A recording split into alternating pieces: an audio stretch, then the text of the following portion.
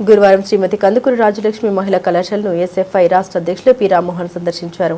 ఈ సందర్భంగా ఎస్ఎఫ్ఐ రాష్ట్ర అధ్యక్షులు రామ్మోహన్ మాట్లాడారు. కందుకూరి ఆశయాలకు తట్లు పొడిచేలా ఉన్న హితకారిణి సమాజం వైఖరిని ఖండిస్తున్నామని, గత కొన్ని రోజులుగా శ్రీమతి కందుకూరి రాజలక్ష్మి మహిళా కళాశాల విద్యార్థులు తమ హాస్టల్ సమస్యపై పోరాటం చేస్తున్నారని అన్నారు. స్థానికంగా ఉన్న హితకారిణి సమాజం పాలక మండలి చైర్మన్ కళాశాల లోపల ఉన్న హాస్టల్ను స్వాధీనం చేసుకుని వారు నడుపుతున్నారని, ఎండోమెంట్ కమిషన్ నుంచి హాస్టల్ కళాశాలకు అప్పచెప్పమని ఉత్తర్వులు పంపినా అప్పచెప్పకుండా వాళ్లే నడుపుతున్నారు.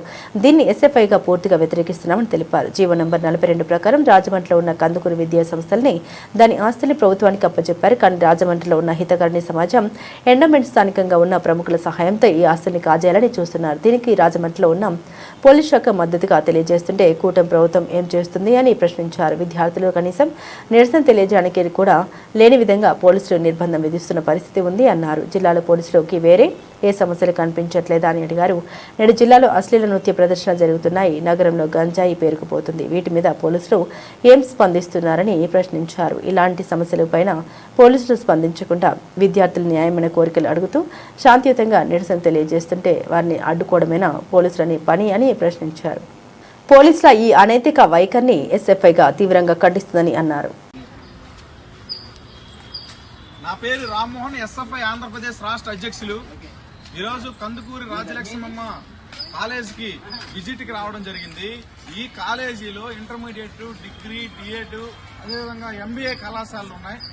డిఎడ్ విద్యా సంస్థ క్లోజ్ అయినా మిగతా కాలేజీలని నిర్వహణ జరుగుతూ ఉంది. ఈ కాలేజీకి సంబంధించి గత వైఎస్ఆర్సీపీ ప్రభుత్వం ఇచ్చిన జీవో నెంబర్ 42 ప్రకారం కందుకూరు విద్యా సంస్థలన్నీ ప్రభుత్వంలోకి విలీనం చేయబడ్డాయి. ఈ కాలేజీ ఆస్తులు, బిల్డింగులు అన్ని ప్రభుత్వంలోకి విలీనం చేయబడ్డాయి. ఇక్కడ ఉన్నటువంటి కూటమి ప్రభుత్వం, దాని నాయకులు అధికారంలోకి వచ్చిన తర్వాత కొత్తగా ఒక పాలక మండలిని ఏర్పాటు చేసి హితకారిణి సమాజం ద్వారా ఈ కాలేజీ పైన హక్కులు చెలాయించే ప్రయత్నం చేస్తున్నారు. ఈరోజు ఎండోమెంట్ ఈవో దానికి సహకారంగా ఉన్నాడు. వీళ్ళిద్దరూ కలిసి ఇప్పటికే ఈ కాలేజీలో ఉన్న హాస్టల్ ని దౌర్జన్యంగా ఆక్యుపై చేసుకుని వాళ్ళకు సంబంధించిన హెచ్డబ్ల్యూ నియమించారు. ఏ విధంగా నియమిస్తారని చెప్పి మేము ప్రశ్నిస్తా ఉన్నాం.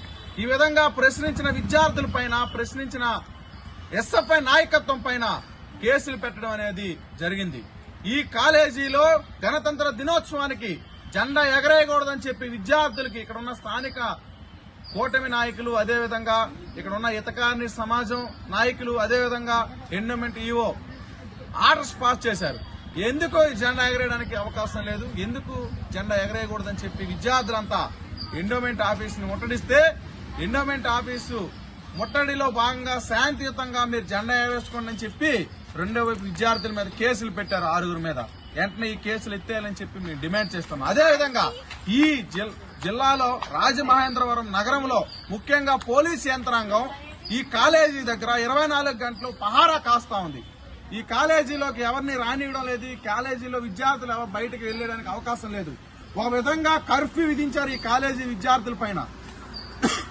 ఈ కళాశాలలో ఉన్న చదువుతున్న విద్యార్థులు గుంపుగా వెళ్లకూడదంట, గుంపుగా రాకూడదంట. ఏం తప్పు చేశారు ఈ విద్యార్థులు?